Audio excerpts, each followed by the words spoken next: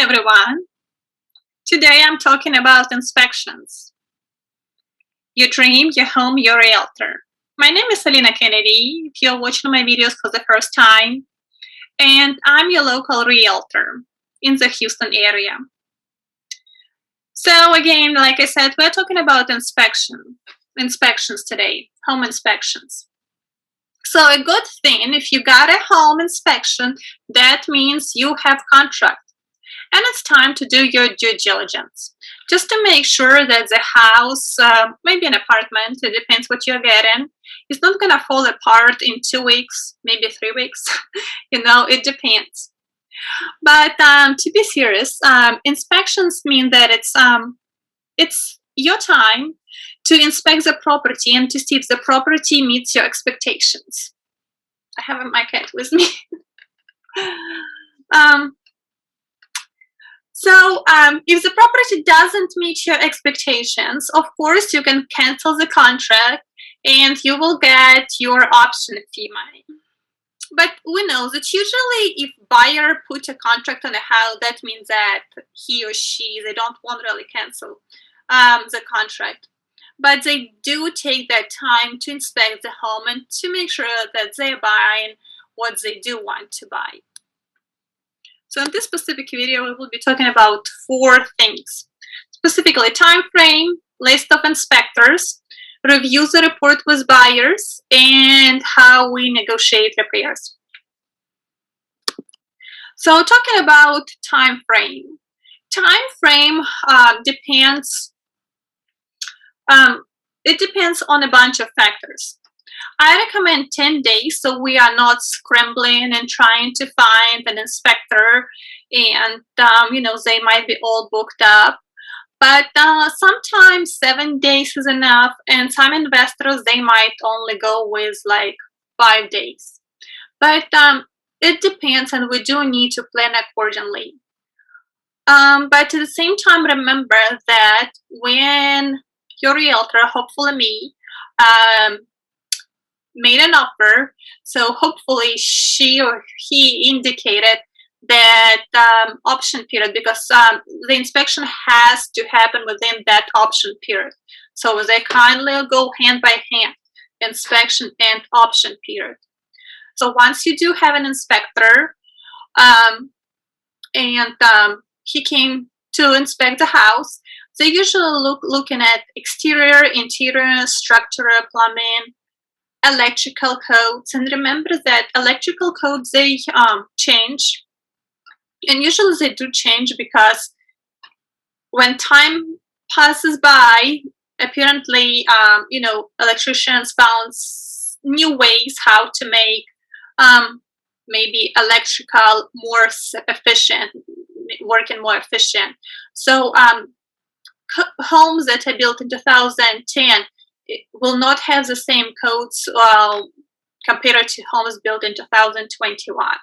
It's not a major problem, it's just different code. So here I have kind of funny picture, and here I talk about a list of inspectors. So I do provide my list of inspectors, the inspectors that I did work with, and they recommended themselves, their actions recommended themselves from a good side. So I have a list of those. Of course, you are welcome to find your inspector. If you are paying cash, if you're an investor paying cash, so you might even be able to do your own inspection. But whenever you're choosing an inspector, make sure that that inspector does make a good job, because some reports are very detail orientated. Just like inspectors are very detail orientated, like they will take a ladder and go to the roof of the home, and some will be like, nah, I can see it from here.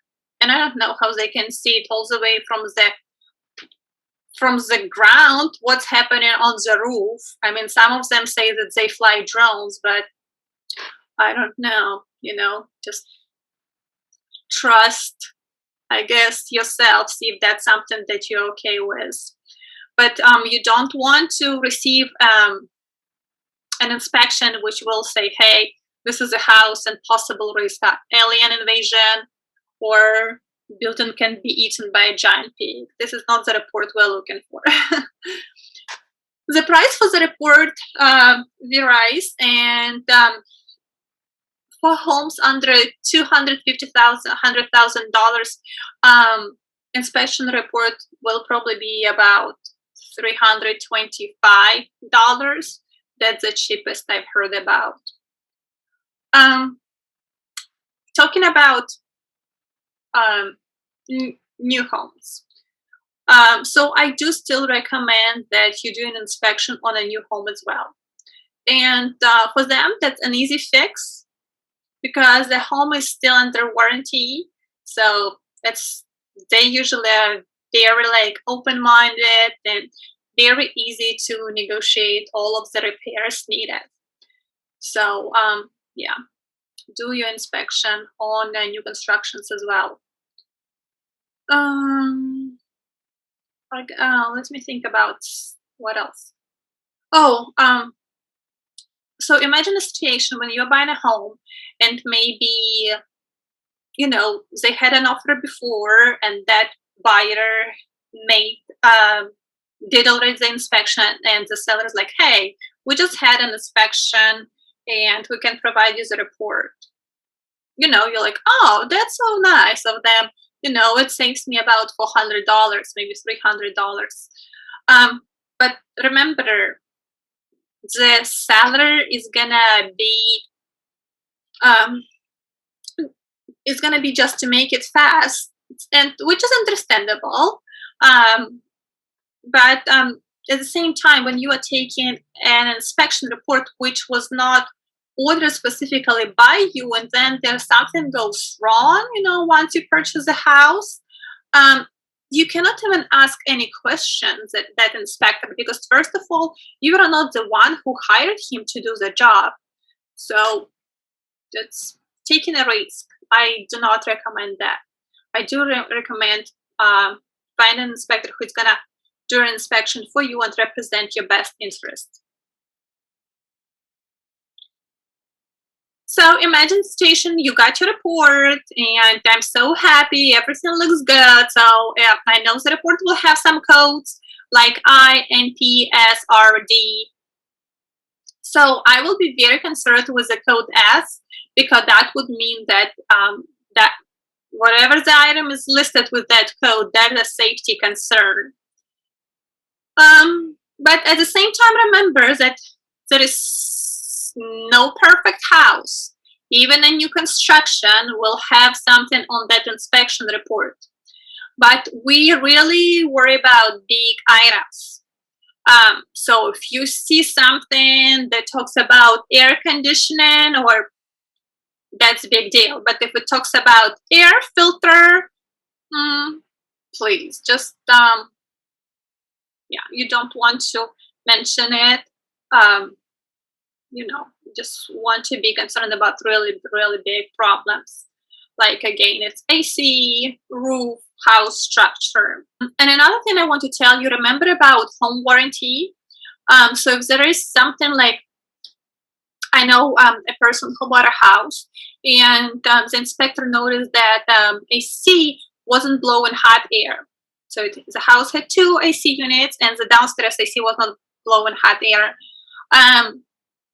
But we live in Texas, so you really don't use hot air that much. You don't expect your AC to blow hot air unless it's 2021 and you get hit with winter storm. But what that buyer did, they actually waited for 30 days, because once you buy a house and you got your home warranty, you have to wait for 30 days. And after that, they filed the claim and, the AC was replaced. So that's another way to go. Okay. So another thing I wanted to say here about termite inspection. Termite inspection is usually a separate fee, and it's about $80, maybe $100 fee. But it's very worth it, because when everything looks good and you do move in and then you find some termites in the wall, it might cost you thousands of dollars. So yeah. But again, here home warranty might be very handy. Negotiations. So, like I said, you do want to make a list of those repairs. Make sure your list has very important items that you do want to be repairs. Your agent will send it to another agent, to the listing agent. And me as a listing agent might accept it, or I might be the one who is sending it. Once you send it and you're waiting for their response, you as a buyer want to kind of quickly look at the prices around and to see what it will cost if you are doing those repairs, what it will cost you. And I actually have a really good software that gives me price estimate for it. So I will be happy to do that for you. So once you receive the reply back from the seller can say like, hey, no problem, I will fix this, but I think this is something that I don't think needs any any attention. But you're like, hey, here is a report. Yes, it does. Or the seller might say, I'm just gonna pay you cash. And depending on your situation, cash might be a better option for you.